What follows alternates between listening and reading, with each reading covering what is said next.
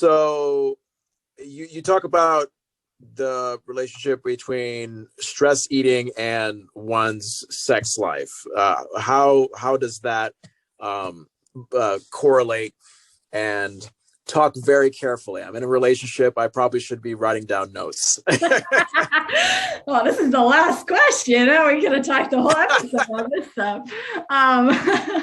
Yeah. So how stress is okay. So you say it so nicely. I'm like, it's killing your stress life, or your sex life, not your stress life, your sex life.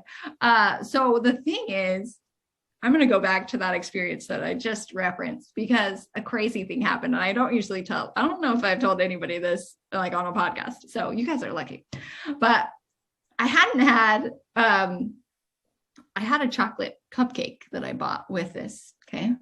When I bit into the chocolate cupcake, whenever I was doing my video, I was like, oh my gosh, this feels like sex. Like, that's my idea. Like, literally, it felt like, obviously, whenever you have sex, it's a little bit more intense. But like, I'm like, oh my goodness, like I'm feeling the same feeling right now. And it was really weird because I've never paid attention enough to like really feel the connection. But it was wild. Okay. So what I want you to know about that is that chocolate and sex, there's a reason they like associate those two. So the thing is though, like if you're an alcoholic, and everybody knows this about alcoholism and just alcohol in general, that like you build up a tolerance to alcohol, right? Mm-hmm. So you start out with just a little bit, and then you need more and more to get a buzz, essentially.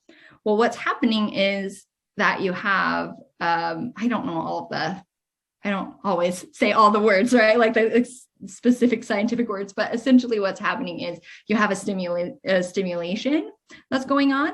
And because your brain wants to protect itself, once it hits a certain point, then it starts sending in a different chemical to kind of dampen down your stimulation, right? So when you're building up a tolerance, it's because your brain has started to send more of that like calm down chemical into your body, right? So, and then that's why it's making you do more and more and more. But what happens across the board is that your ability to be stimulated across the board is actually going down. Okay. So whether it's alcohol or if it's like food and sugar, or some other stimulant, whenever you're getting stimulated over and over, your ability to feel sensation is going down across the board. So that means your sex life as well.